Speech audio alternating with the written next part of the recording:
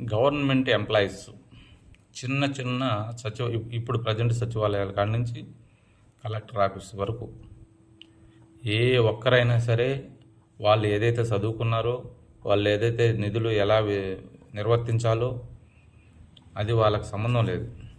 Only రాజకీయ నాయకులు ఎలా చెప్తే అలా చేయాలి.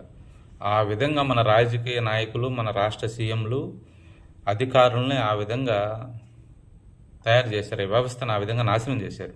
ఏ ఒక్కరు కూడా రాజకీయ నాయకులు ఇన్వాల్వ్మెంట్ లేకుండా వాళ్ళ డ్యూటీ వాళ్ళు చేసుకునే ప్రసక్తి లేదు, చేయనిచ్చే ప్రసక్తి లేదు. ఫస్ట్ రాజకీయ నాయకులు ప్రతి దానికి ఎమ్మెల్యేస్, వాళ్ళ అధికార ప్రతినిధులు కానీ చిన్న కార్యకర్తలు కూడా ఏలు పెట్టేస్తారు దాంట్లో. వాళ్ళు చెప్పినట్టు వినాలా, పోలీసులు వినాల్సిందే, ఎంఆర్ఓలు వినాల్సిందే, ప్రతి ఒక్క ఆఫీసరు, ప్రతి ఒక్క అధికారి, ప్రతి ఒక్క ఉద్యోగి వినాల్సిందే.